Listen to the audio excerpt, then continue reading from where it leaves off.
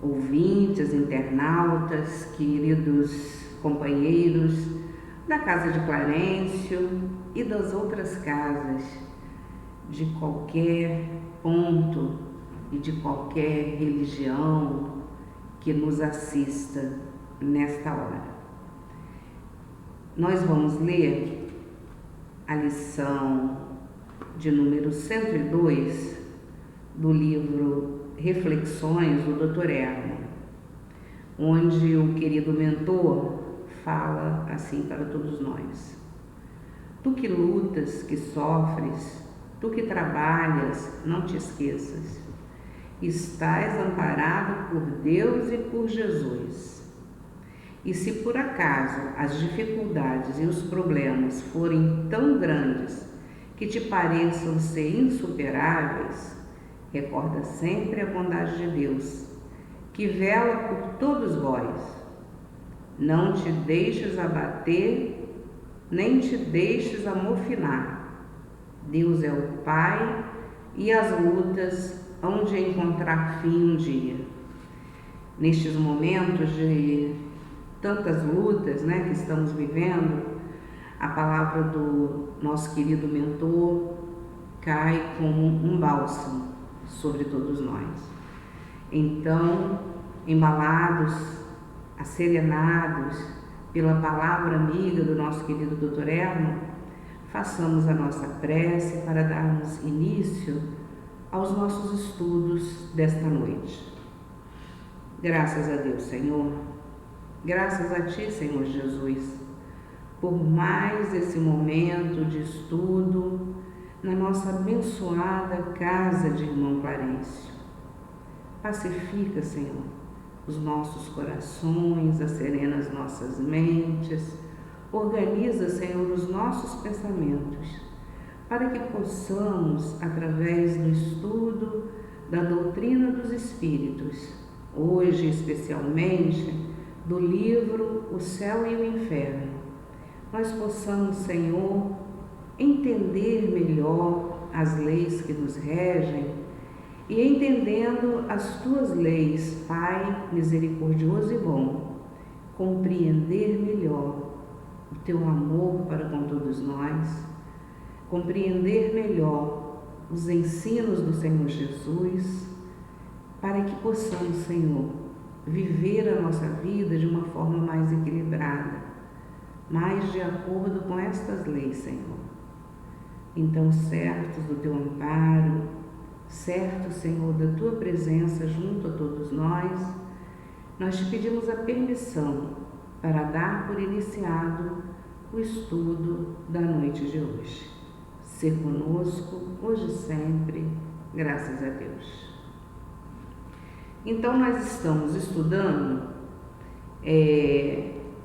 a segunda parte do livro Céu e o Inferno, no capítulo 3, quando Kardec vai trazer para a gente as informações, os depoimentos dos espíritos que se encontram em condições medianas.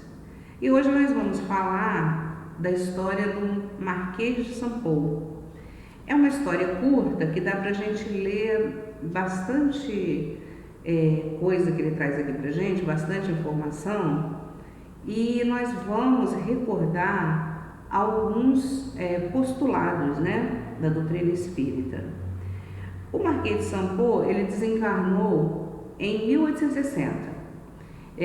Kardec não diz aqui para a gente a data precisa, nem o mês, o dia e o mês, E ele foi evocado no ano seguinte, em 1861, e aí sim, ele dá a data para a gente, em 16 de maio de 1861.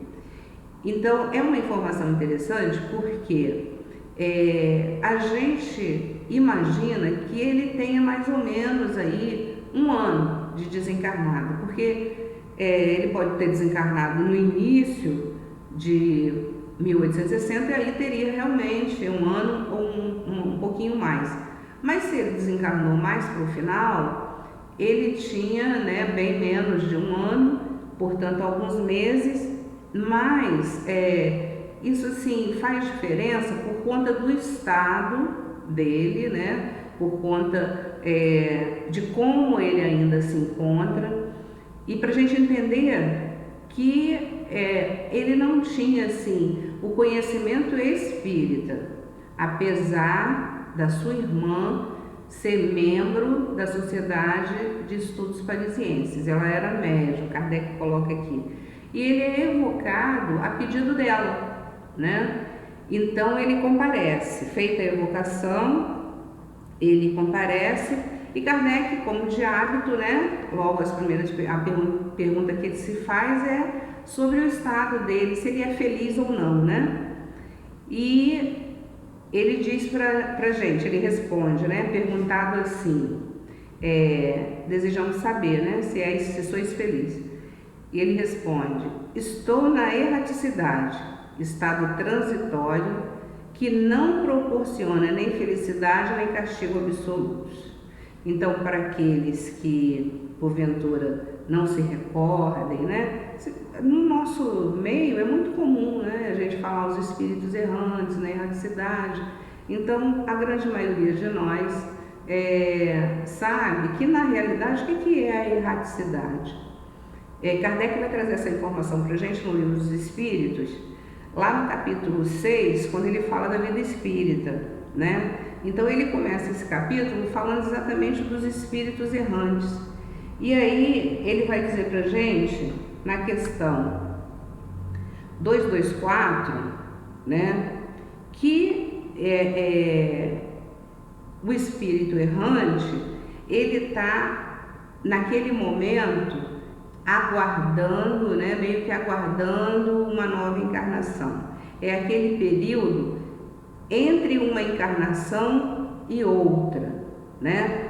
Então, muitas vezes a gente associa, né?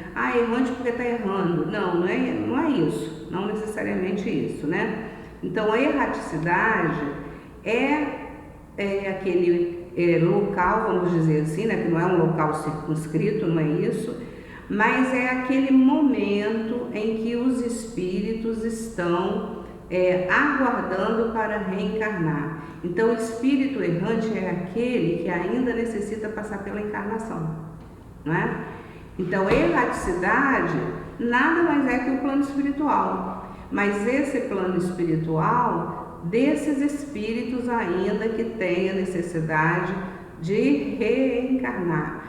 E tanto é que Kardec mais à frente, ele vai dizer para a gente, né, os espíritos vão dizer, melhor dizendo, vão dizer a Kardec que os espíritos que atingiram a pureza, eles não precisam mais da reencarnação, né? Então, eles não são errantes, né?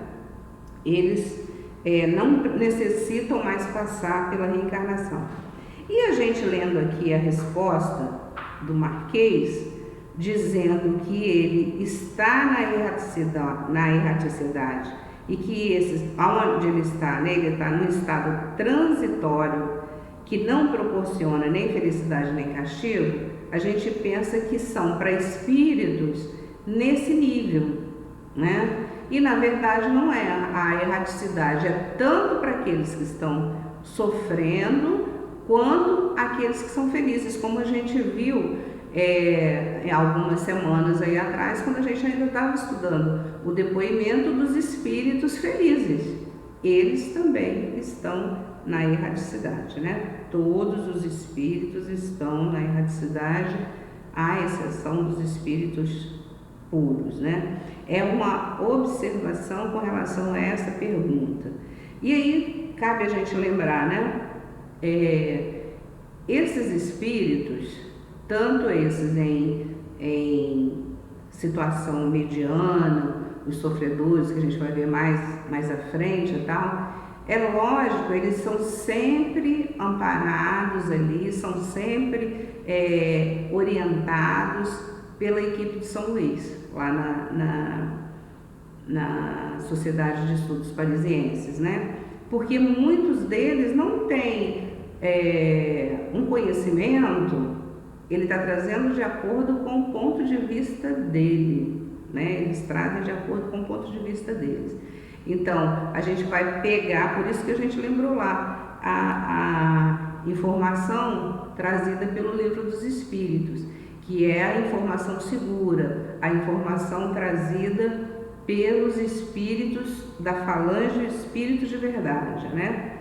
Então, aqui, volto a lembrar, é o ponto de vista dele, é como ele se sente, né? E no final da comunicação dele, a gente vai entender que ele, até porque ele diz assim, porque ele esperava, como ele era uma pessoa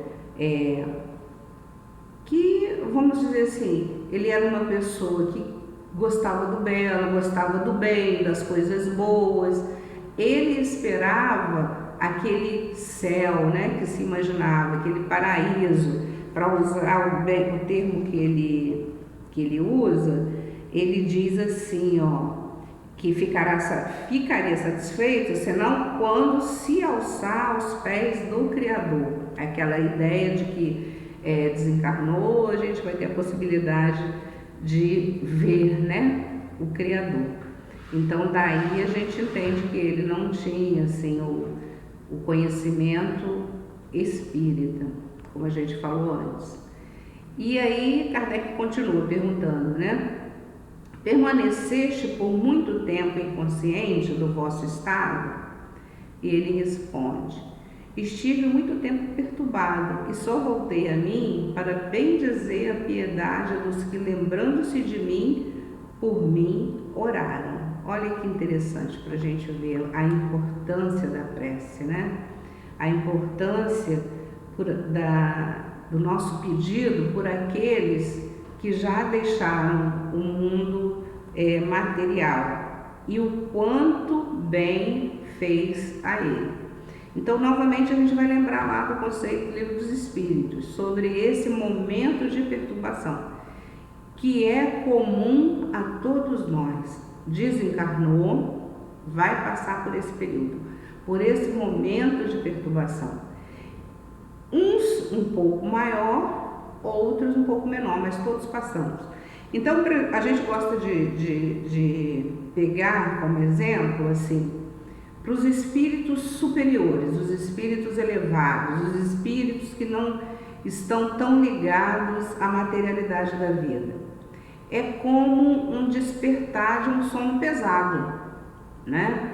É como se a gente fizesse uma longa viagem e a gente acordasse num lugar totalmente estranho a gente não leva um tempinho para se situar, e aí seria esse momento de perturbação para aqueles que já têm o conhecimento da vida futura, já têm o conhecimento da imortalidade da alma, aquele que não viveu arraigado às impressões da vida física e que vê no desencarne um simples despertar.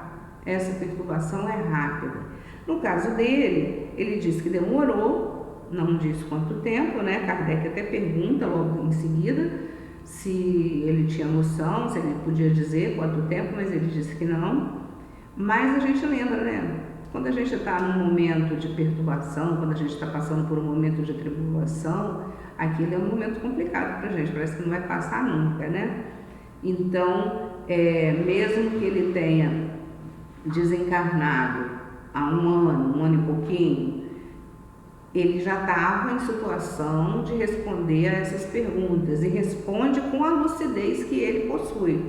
Então, pode ter sido um período assim vamos botar aí, né, de algumas semanas ou até meses, mas ele já estava numa situação que a gente pode dizer, né, tanto que ele está aí classificado com espíritos em condição mediana. Então ele tem uma certa felicidade, né?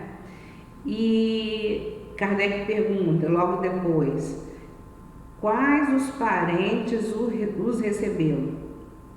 Aí ele diz: minha mãe, meu pai, os quais me receberam ao despertar, iniciando-me em nova vida, né? Então, aqueles queridos, né? Que felicidade, não é qualquer um que tem, né? Essa felicidade de ser recebido por pessoas tão queridas. Daí a importância da gente em vida, com certeza, né? A gente vai ter essa facilidade, a gente vai ter essa consciência mais fácil se a gente desde já começar a fazer o exercício do desprendimento da matéria. A gente pode até pensar assim, mas é uma coisa natural, né? Desencarnou, tem que se desprender. Não é tão simples assim, né? Não é tão simples assim. Então, nós costumamos dizer, né? Ou melhor, algumas pessoas costumam dizer, falando a nosso respeito, esses espíritas só falam da morte, né? Que coisa, só fala da morte. Mas vamos voltar aqui para a nossa realidade, né? Qual é a única certeza que a gente tem enquanto a gente vive? É de que a gente vai um dia, né, deixar a vida física. Então a gente tem essa certeza. Mas mesmo tendo essa certeza, muito poucos de nós se preparam, né, para esse momento. E aí como é que a gente vai se preparar? Justamente procurando não ser tão apegado à vida física, a ter essa certeza, ter a certeza que nós não pertencemos a este mundo, pertencemos à erraticidade, né? Pertencemos ao mundo espiritual. Estamos aqui para cumprir uma etapa, para fazer um aprendizado e vamos voltar à nossa realidade de espírito. Então a gente tem que viver trabalhando isso. E de que forma? Fazendo o bem, o mais que a gente possa, né? Tendo a certeza da providência divina em nossas vidas, nesses momentos, como o Dr. Herman bem fala ali na lição que nós lemos no início, que a gente está vivendo tantas dores, né? A gente tem que ter a certeza da providência na nossa vida, a certeza de que Deus é por nós, né? E a gente vai vivendo assim, com confiança, um dia após o outro e da melhor maneira que a gente puder. Nós espíritas temos todas as possibilidades aí que a doutrina nos faculta. As possibilidades de trabalharmos no bem, na casa espírita, na nossa família, trabalhando os nossos sentimentos, fazendo as nossas tarefas da melhor forma, né? Não trabalho fora, só trabalho em casa. Então, né, meu trabalho de casa eu vou fazer da melhor forma. Isso tudo a gente vai estar trabalhando, parece que não, né? Mas a gente vai estar trabalhando o nosso lado espiritual toda vez que a gente se propõe a viver melhor, viver mais de acordo com as leis de Deus, que Jesus resumiu, né, no amor. Então, fazer tudo com amor, lidar com o outro com amor, isso é preparação para o nosso desencarne. E aí Kardec pergunta a ele fala lá mais à frente, né, que esse Marquês, o Marquês de São Paulo, aconteceu com ele algo bastante singular. Ele, nos momentos finais, ele já conversava, né, com aqueles que já não estavam ali. Ele tinha muita lembrança da infância, né? Ele falava muito da infância. E uma coisa bastante singular, ele se referia ao corpo ao corpo dele, né? Como se fosse uma outra pessoa. Então, apesar de ainda ligado ao corpo, estava ali, estava consciente, mas ele tinha consciência de si mesmo como espírito. Então, quando, por exemplo, ele tinha sede, ele falava assim, ele está com sede, ele está com frio, né? Agasalhem. Ele se referia ao corpo e aí falavam para ele, mas quem está com sede, quem está com frio, não é você? Ele não é ele. E aí Kardec pergunta para ele, né? Por que acontecia isso? Então ele diz que, vamos pegar aqui a palavra dele mesmo, né? Ele diz que ele tinha consciência, né? Ele tinha consciência de que era como se ele se visse fora, né? E Kardec até fala, é como se ele fosse, o mesmo caso do sonâmbulo lúcido, que muitos dos sonâmbulos se referem ao corpo, né, deles dessa forma. E aí ele diz, Kardec pergunta assim para ele, por que, referindo-vos ao corpo, faláveis sempre na terceira pessoa? Ele diz, porque era vidente, como o Volo disse, e sentia claramente as diferenças entre o físico e o moral. Na verdade, ele quer dizer aqui, né, entre o físico e o espírito, né? Essas diferenças, muito amalgamadas entre si pelo fluido vital, tornam-se distintíssimas aos olhos dos moribundos clarividentes. Então, até para explicar, a gente percebe aí que ele tem uma certa lucidez, né? Então, por isso a gente falou, né? Ele tinha méritos, ele tinha conquistas, ele era uma pessoa que a gente pode dizer assim como todos os demais, né? Espíritos que vão dar, né, os seus depoimentos, esses em condições medianas, são criaturas comuns, muitas delas, até porque a doutrina espírita estava sendo codificada, né? Estava sendo trazida ainda naqueles dias, naqueles tempos, então a maioria não conhecia a doutrina espírita, com exceção de alguns que a gente sempre lembra, né? Sanson, que pediu para ser evocado, então tinha todo aquele conhecimento. A maioria desses espíritos aqui, a grande maioria, quase totalidade, não tinha o conhecimento do espiritismo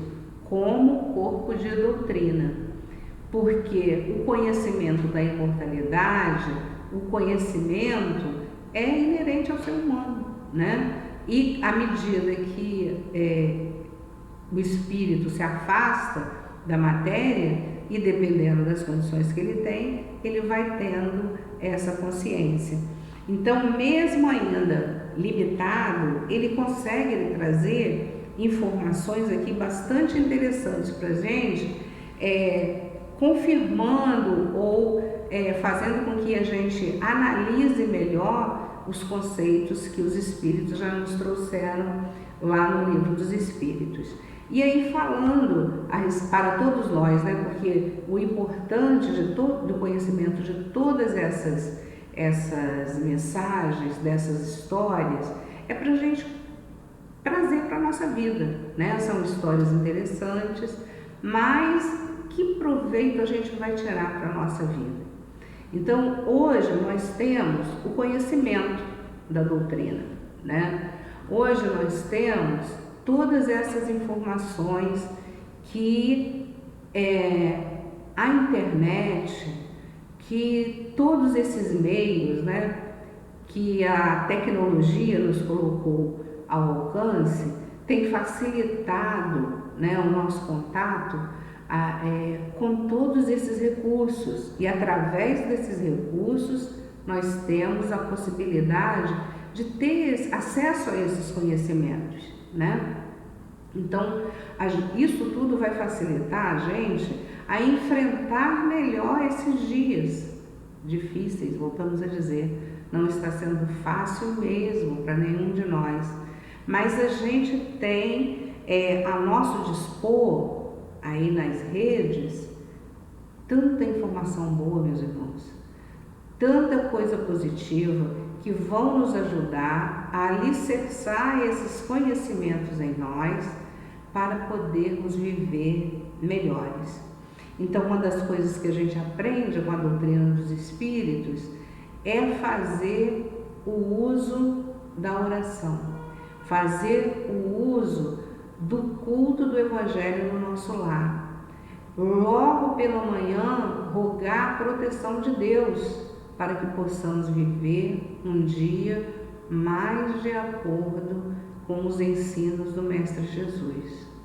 E facilitando o nosso entendimento, a gente trouxe, não vou ler, né, por causa do nosso tempo, mas a gente trouxe uma mensagem de Dr. Bezerra, onde ele diz pra gente que nós temos que vencer a culpa, porque é comum quando nós tomamos conhecimento, né, de muitas coisas que a doutrina espírita traz para nós, e a gente falar, nossa, eu me equivoquei, eu errei muito, eu cometi muitos desenganos, e aí a gente entra nesse processo, né, de culpa.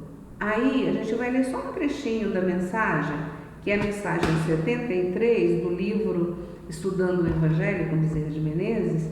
Ele diz assim pra gente: o homem aspira a comunicar-se com Jesus, falar-lhes de suas agruras. Nossa, nesses tempos então, né, como a gente tem falado das nossas agruras para Jesus, de seus anseios, confidenciar-lhes seus pesares, na expectativa de receber do Mestre um calmante para sua alma, que não raro vive no desconforto da culpa, em razão do julgamento infeliz que faz de si mesmo, e tanto flagelo traz ao seu coração. Então, o que ele diz pra gente, né? Ele e muitos outros, né? Joana de Ângeles tem um trabalho lindíssimo aí, né? Para ajudar a gente a superar essas culpas, o remorso. Ficou para trás, né? Vamos pensar assim, a gente errou, todos nós erramos. Marquês de São Paulo, todos esses espíritos que a gente tem ali relacionados no livro O Céu e o Inferno, todos eles, né? Aqueles que a gente conhece só a encarnação vitoriosa, lá atrás também erraram, né? Então nós estamos no processo de aprendizado.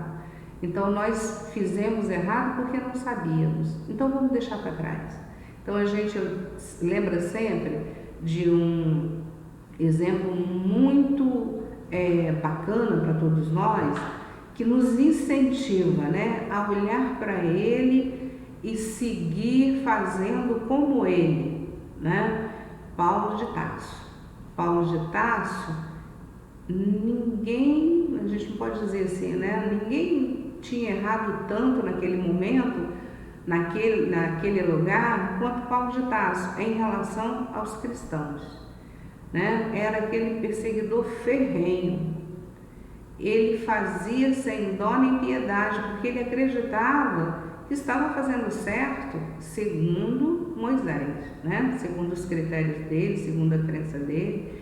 Então, ele era aquele perseguidor que, quando desperta, quando ele conhece a verdade, como nós estamos conhecendo agora, a verdade espírita, o que ele faz? Ai, meu Deus, errei, me ajuda. Não quero errar mais, quero acertar. E aí ele procura acertar. E mesmo ele, né, com todo aquele empenho, com a disposição de acertar, ele deixa registrado para a gente: Senhor, por que o bem que eu amo, que eu quero tanto, esse eu não consigo fazer? Agora o mal que eu abomino, esse eu ainda faço. Porque ele, como nós, estamos todos aprendendo. Então, enquanto a gente não conquista, para sair da erraticidade, como o Marquês de São Paulo falou aqui para gente conquistar esse lugar celestial, que é o nosso fim, todos nós conquistaremos. Enquanto isso não acontece, a gente vai errar, vai acertar, porque é assim que a gente vai aprender e vai crescer. Isso é assim, um consolo, é um incentivo e tanto para todos nós. Então, queridos irmãos, queridos amigos, nós reforçamos que a nossa casa está aberta, então as nossas portas estão abertas, mas as nossas portas continuam abertas e sempre estiveram abertas aqui virtualmente. Então, que Deus nos abençoe, que Clarencio nos ampare, que nós continuemos, meus irmãos, seguindo em frente, trilhando o caminho do bem, olhando sempre em frente, para frente e para o alto. Sigamos com Deus, sigamos com Jesus. Que Deus ampare a todos nós. Graças a Deus.